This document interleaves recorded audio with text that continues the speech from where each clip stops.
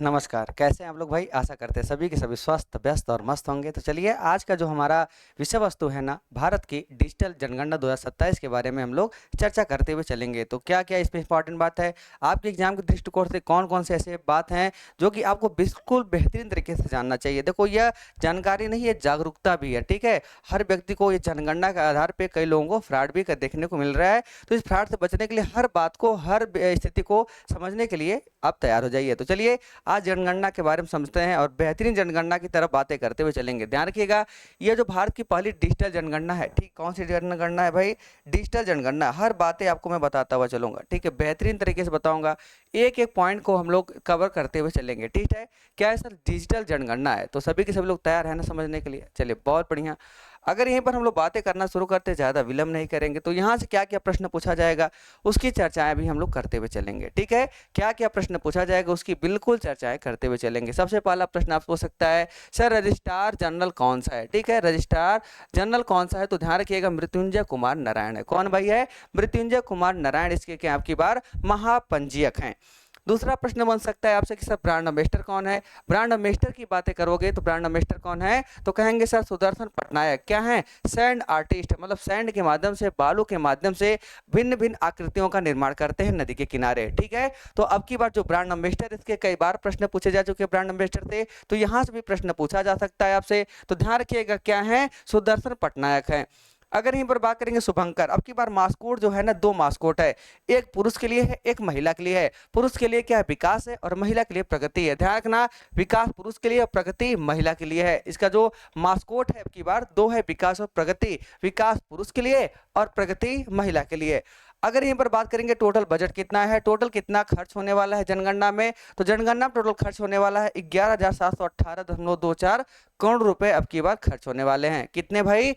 11,718.24 करोड़ रुपए अब की बार खर्च होने वाले हैं जनगणना में। तो 4 पॉइंट के प्रश्न यहाँ तैयार हो जाते हैं आपके। फिर यहाँ ध्यान रखिएगा, आधिकारिक मोटो क्या है, ठीक है? ऑफिशियल मोटो क्या है, इसको भी ध्यान रखिएगा, यहाँ से भी प्रश्न पूछ सकता है। 2027 का मोटो क्या है? ध्यान रखिएगा, जन भागीदारी से जन कल्याण तक। क्या भाई? जन भागीदारी से जन कल्याण, जन भागीदारी से जन कल्याण अब की बार का क्या है सर? मोटो है, ठीक है?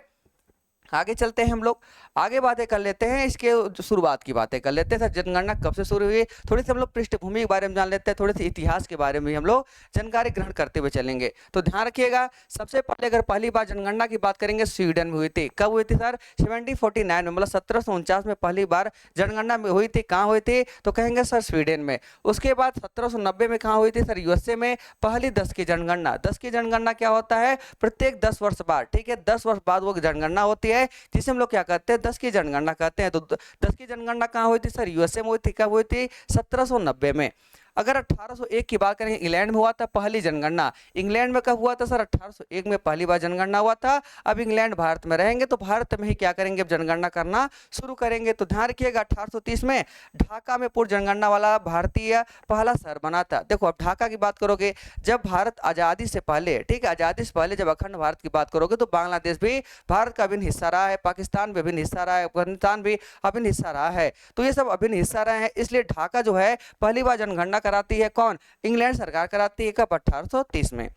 वहीं पर 1872 में पहली बार जनगणना की बात करोगे, भारत की बात करोगे, ठीक है, तो ढाका तो पहला शहर बना था, लेकिन अगर भारत की बात करोगे पहली बार जनगणना कब हुआ? तो 1872 में। पर ध्यान रखिएगा, यह क्या थी? नियमित नहीं थी, अनियमित थी। इस बात को ध्यान रखिएगा कि किसने करवाया था? लॉर्ड मेयो ने। भारत की पहली अनियमित गणना थी। तो भारत की पहली अनियमित जनगणना प्रश्न आपसे पूछा जा सकता है, भारत में पहली बार जनगणना कब शुरू होती है? तो बताएंगे 1872 में, ठीक है।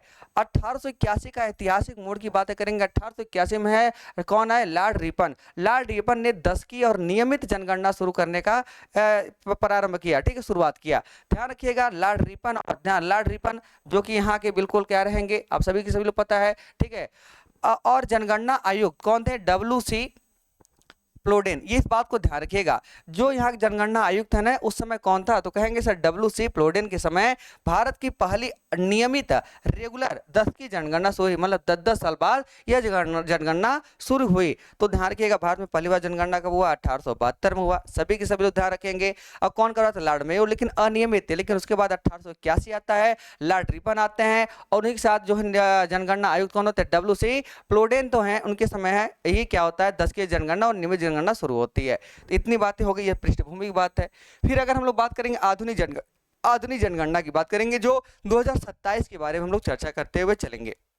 ध्यान रखिएगा 2027 की अगर बातें करोगे, भारत के इतिहास की 16वीं, ठीक है, भारत के इतिहास 16वीं मतलब 1881 से अगर देखेंगे तो 16वीं है। आजादी के बाद 8वीं जनगणना है। कौन सी सर? 2027 की बातें कर रहा हूँ। 2027 की बात करेंगे, 8वीं जनगणना स्वतंत्रता के बाद, लेकिन 1881 से बात करेंगे सर 16वीं जनगणना आपकी बार हो रही है। लेकिन पूरी तरह से क्या हो रही है सर? डिजिटल। बिल्कुल क्या हो रही है सर? डिजिटल हो रही है। ठीक है, अब देखो इसमें क्या क्या होगा, ध्यान रखिएगा। 2021 में महान विभाजक वर्ष माना जाता है, यह भी प्रश्न आपसे पूछा गया है। एक बार नहीं, कई बार प्रश्न पूछा हुआ है कि महान विभाजक वर्ष कौन सा है। ऑप्शन में दिया रहता है, 4 ऑप्शन होता है, तो लेकिन आप लोगों का उत्तर क्या होना चाहिए? 1921 होना चाहिए। फिर क्या 1951 में स्वतंत्र भारत की पहली जनगणना हुई थी। 1947 भारत आजाद हुआ था, तो 1951 में पहली जनगणना हुई थी। 1971 की बात करोगे, प्रजनन क्षमता शामिल हुआ था कि कितने प्रजनन क्षमता शामिल कर दिया गया था। ठीक है, 1951 में साक्षरता आयु 4 वर्ष से कितना कर दिया गया? 7 वर्ष कर दिया गया। पहले जो लिटरेसी रेट था ना वो 4 वर्ष था, लेकिन 1991 में 4 वर्ष से हटा करके 7 वर्ष कर दिया गया। ये भी आपके एग्जाम के दृष्टिकोण से बहुत ज्यादा इंपॉर्टेंट है। 2001 में क्या हुआ? ICR तकनीकी का प्रयोग हुआ, जिसके माध्यम से हमारी जनगणना बेहतरीन हो सके और हमें पता चले किस क्षेत्र में कौन से लोग रहते हैं, हमारी जनगणना कितनी है, टोटल क्षेत्रफल कितना है, सारे यहां से डाटा हमें प्राप्त हो जाते हैं। आगे अगर हम लोग बातें करेंगे, ठीक है, संवैधानिक और कानूनी ढांचा की, तो अब यहां से भी प्रश्न बन सकते हैं, बिल्कुल बन सकते हैं। तो एक एक पॉइंट के सवाल आपको बिल्कुल ध्यान में रखते हुए चलना होगा। ठीक है, ध्यान रखिएगा। संवैधानिक आधार की अगर बातें करोगे तो किस आर्टिकल में सर? अनुच्छेद 246 में इसका प्रावधान किया गया। किस अनुसूची में सर? 7वीं अनुसूची में। और किस संघ सूची का विषय है? तो कहेंगे सर संघ सूची का विषय है। 3 प्रश्न आपके यहीं से बन जाएंगे। किस आर्टिकल में है? तो कहेंगे आर्टिकल नंबर 246। किस अनुसूची में है? तो 7 में है। किस सूची का विषय है? तो संघ सूची का विषय है। आगे बात करेंगे, इसका प्राधिकरण करता है, थ्राइड्स कौन करता है? तो कहेंगे गृह मंत्रालय करता है। कौन करता है? गृह मंत्रालय। अगर कानूनी ढांचा की बात करोगे, मतलब किस अधिनियम के अनुसार यह जनगणना की जाती है, तो ध्यान रखिएगा जनगणना अधिनियम 1948 और नियम 1990। जनगणना अधिनियम 1948 बना तो उसी के माध्यम से यहाँ पर जनगणना होती है। और भी ध्यान रखिएगा 100% गोपनीय की बातें ध्यान रखिएगा। जनगणना के आंकड़े किसी भी अदालत में साक्ष्य के रूप में पेश नहीं किए जा सकते। आपका डेटा पूरी तरह से सुरक्षित है। ऐसा नहीं आपका डेटा को लेकर के हम कोर्ट में पेश कर सकते, ऐसा नहीं है।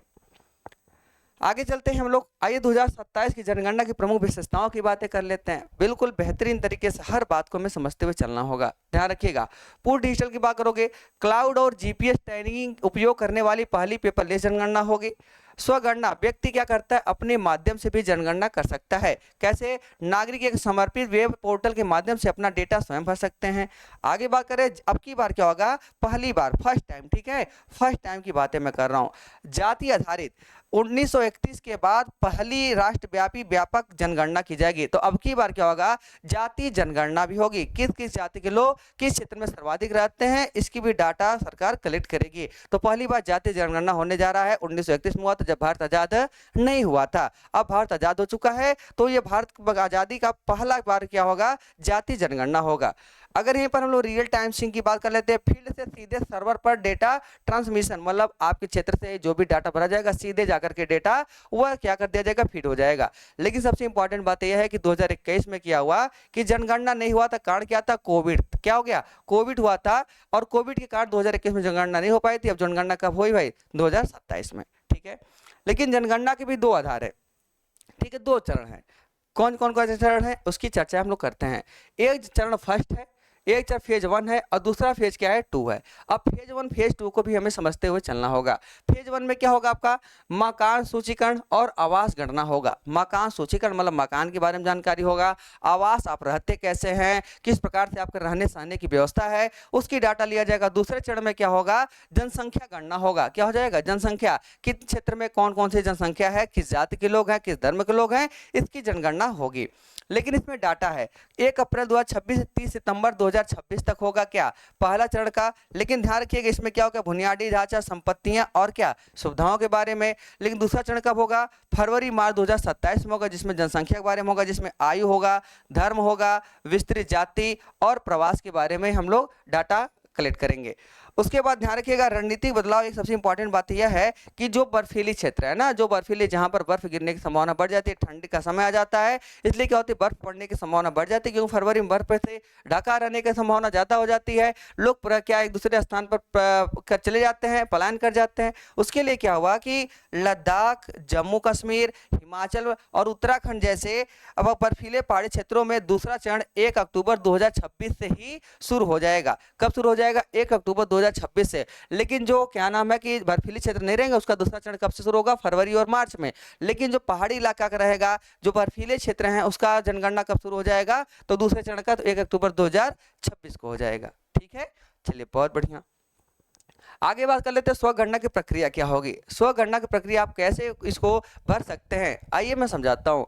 देखो सबसे पहले क्या करना है, census.gov.in पर लॉगिन करेंगे। census.gov.in पर आप लॉगिन करेंगे। उसके बाद क्या करेंगे, डिजिटल रूप से स्वगणना का विवरण भरेंगे। जो जो मांग करेगा, लगभग आपसे 33 प्रश्न पूछा जाएगा। ठीक है, 33 प्रश्न पूछा जाएगा और लगभग 16 भाषाओं का इसमें आधिकारिक मान्यता मिली है। टोटल तो 22 भाषाएं, लेकिन इसमें 16 ही भाषा आपको मिलेगी, तो यहाँ पर भर सकते हैं। उसके बाद सुरक्षित सेल्फ इन्यूमरेशन आईडी प्राप्त करेंगे, मतलब आपने जो भरा है उसका एक आपको आईडी मिलेगा। वो आईडी क्या करना है, आपको सत्यापन के लिए प्रकरण को यह आईडी दिखाएं। जो आपका ये डाटा फीड करेगा उसको ये आईडी आप दिखाएंगे, वो डाटा सीधे सीधे आपका आईडी नंबर डाल के आपका डाटा ऑटोमेटिक सर्वर पर फीड हो जाएगा।